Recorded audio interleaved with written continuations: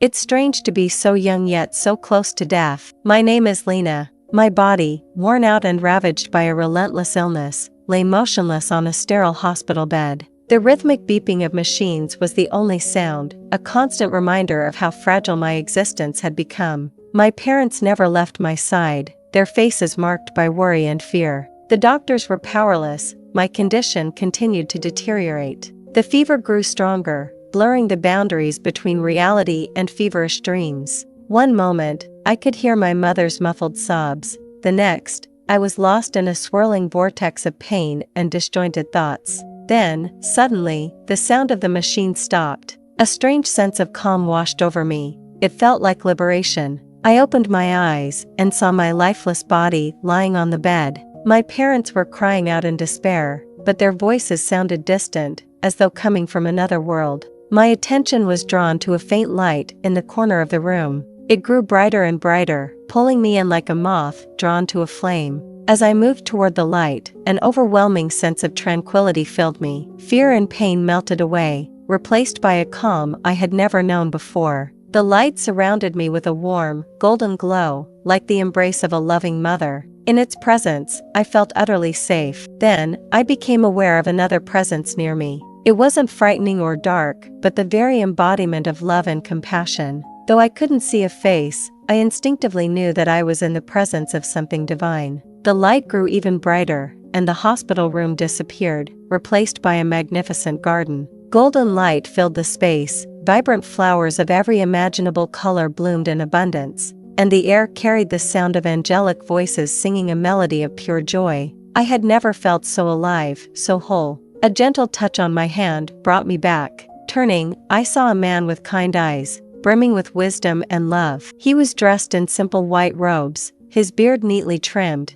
and his long, light hair seemed to glow softly. "Welcome, Lena," he said, his voice warm and soothing. Though he didn't say my name out loud, I heard it clearly in my heart. With unshakable certainty, I knew I was standing before Jesus. His presence radiated an endless love and deep compassion. We began to walk together through the garden, and he explained that this place was a sanctuary for souls seeking peace and comfort. With every step, my earthly fears dissolved, replaced by a sense of love and acceptance I had never known. He gestured toward a crystal-clear river that flowed through the garden. Its water sparkled as though infused with the golden light surrounding us. I saw people bathing in the river, and when they emerged, they looked transformed, healed, their faces radiant with pure joy. "This is the river of life," Jesus said, his voice resonating with warmth. "Its waters heal not only the body, but also the soul." I felt, for the first time, that I had truly found home, a place filled with love, healing, and eternal peace.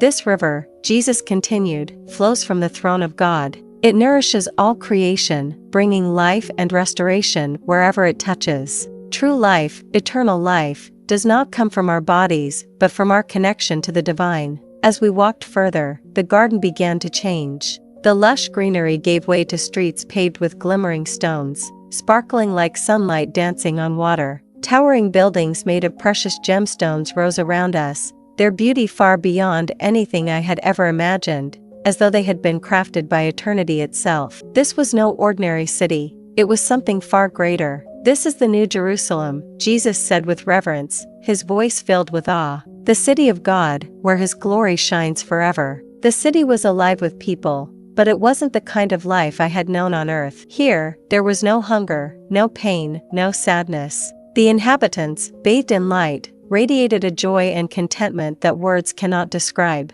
We stood on a high vantage point, overlooking the breathtaking city. Its splendor was overwhelming, yet within me, I felt a faint shadow of sorrow. This perfect city seemed so distant from the world of suffering I had left behind. Sensing my thoughts, Jesus turned to me. His gaze, filled with understanding, held no judgment, only compassion. "Lena," he said gently, "this place exists for everyone. It is not far from the world you left, but closer than you think. It is through love, kindness, and faith that this peace can reach others, even in the darkest corners of life." Tears welled up in my eyes as I realized the truth of his words. The perfection of this place wasn't meant to be kept separate. It was meant to inspire hope and healing in the world I had left behind. As I stood there, bathed in the golden light of the New Jerusalem, a profound sense of purpose filled me. This wasn't the end of my journey, but the beginning of something far greater. And with that understanding, I felt myself being gently pulled away from the city, back toward the world I had known, a world waiting for love and light. "Lena," he said, his voice filled with tenderness and care, "I've shown you this, not to bring you sorrow." He gestured toward the horizon, and the radiant city faded away, replaced by a grim and desolate landscape. People moved aimlessly through the streets, their faces etched with fear and despair, while the air grew thick with an oppressive sense of unease. "There will come a time," Jesus continued, his tone turning serious, "when a man with deceptive charisma will rise to power. He will promise peace and prosperity, but his words will be lies." In the center of a vast square stood a man dressed in an elegant suit, addressing a massive crowd. Though his voice spoke a language I didn't recognize, I understood him perfectly. He promised power, wealth, and eternal life to all who followed him. Yet, in his eyes burned a cold, terrifying light that betrayed his true nature. The man raised his hand, revealing a small device that resembled a chip, glowing with a sinister light. People eagerly lined up to receive the mark. With each person who accepted it, their inner light dimmed, as though an encroaching darkness was devouring their souls. "This is the mark of the beast," Jesus explained, his voice heavy with sorrow. "It is a symbol of allegiance to the one who opposes God. Those who take it will surrender their souls and become slaves to his will." I saw the fate of those who refused to take the mark. They were persecuted with brutal cruelty, but even in their suffering, their eyes remained fixed on the heavens, filled with unshakable faith. "The path of righteousness is not an easy one, Lena," Jesus said with compassion. "But those who remain faithful to the end will receive the crown of life in my Father's kingdom." A part of me longed to stay in this perfect heavenly realm, filled with love and peace, but I knew my journey wasn't over yet. I had been entrusted with an important message, one I was meant to deliver. "It's time for you to return, Lena," Jesus said with gentle certainty. The thought of returning was painful, but I understood that he was right. The world needed to know about the coming darkness and the eternal hope found in God's love. "Go," he said firmly but warmly, "and do not be afraid, for I am always with you, even to the end of the age." The light around me grew brighter, gently pulling me back into my body. I awoke in the hospital room. Sharp pain reminded me of the fragility of my mortal state. My parents stood by my side, their faces a mixture of shock and joy. "You're alive, Lena," my mother exclaimed, tears streaming down her face. My body was weak, but my spirit felt unshakable. I had seen God, walked the streets of heaven, and received a message of hope for the world. My journey beyond life wasn't an end, but a beginning. I was no longer just a sick girl lying in a hospital bed. I had become a living testament to God's love, a reminder that death is not the end, but a doorway to a glorious new beginning. Returning to life was both challenging and inspiring. The pain and weakness in my body were constant reminders of my human mortality, yet my heart was filled with newfound strength. Each breath felt like a miracle, each heartbeat a reminder that I had been given a second chance at life with a great purpose. At first, I wasn't sure how to share the message I had been entrusted with. The world around me continued in its usual rhythm, oblivious to the extraordinary truth I had witnessed. Yet within me, a fire burned, a certainty that I had to tell my story to bring hope to those who needed it most. My parents, overwhelmed by my return, surrounded me with love and care. Their faith in miracles had grown stronger, and together we began to speak about what had happened. It wasn't just a trial we had endured, but a turning point that deepened our understanding of life, love, and faith. In time, I began to share my story with others. At first, it was with close friends, then neighbors, and eventually strangers who happened to hear about my experience. Every time I spoke of what I had seen,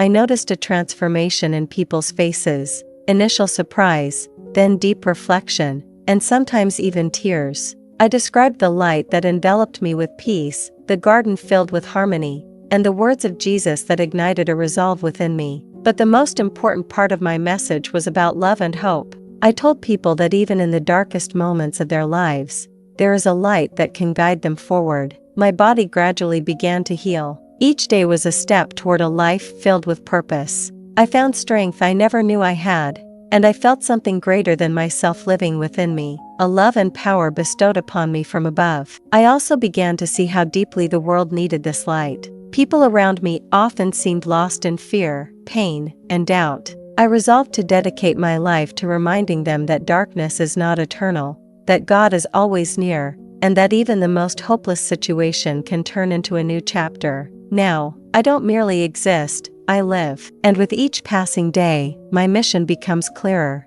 My journey beyond life taught me one profound truth: God's love is infinite, and it is the force capable of overcoming anything. Every word I speak, every encounter I have, is now filled with meaning. I know that death is not the end, but the beginning of something extraordinary. And if I can help even one person find the light in their life, then my second chance at life will truly have been meaningful. With this thought, I continue my path, carrying in my heart the light and love that were given to me so I can share them with the world.